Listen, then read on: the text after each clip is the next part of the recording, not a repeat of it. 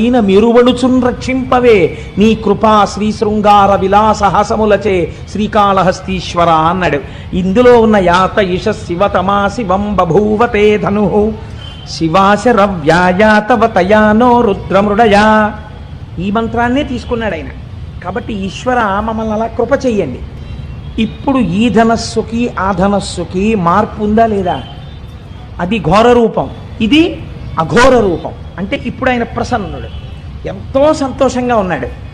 మొదటిది ఘోర రూపం. ఘోర రూపం వదిలే శాంత రూపాన్ని స్వీకరించు. మా పట్ల ప్రసన్నుడివి కావు తండ్రి అని అడుగుతాం. అసలు పినాకము అన్న శబ్దాన్ని మీ జీవితానికి అన్వయం చేసుకోవడానికి రుద్రం ప్రారంభం ఇలాగే మాట్లాడి. ఇది అసలు ధనస్సు. ఈ ధనస్సుని మీరు అన్వయం చేసుకోవాలి జీవితంలోకి.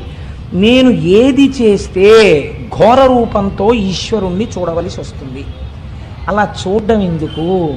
నాన్నగారండి నిజమే తప్పైపోయింది నాన్నగారండి, అంత కోపంగా చూడకండి నాన్నగారండి, ఆ ధనస్సు పక్కన పెట్టేయండి, మళ్ళీ మీరు నన్ను పూర్వం చూసినట్టుగా ప్రసన్నంగా నన్ను చూడండి నాన్నగారండి అని చెప్పుకోవలసిన రోజు నీ జీవితంలో ఎందుకు రావాలి? అసలు ఎప్పుడూ నీ తండ్రి నిన్ను ఎలా చూశాడో అలా చూసేటట్టు నువ్వు ఎందుకు ఉండలేవు?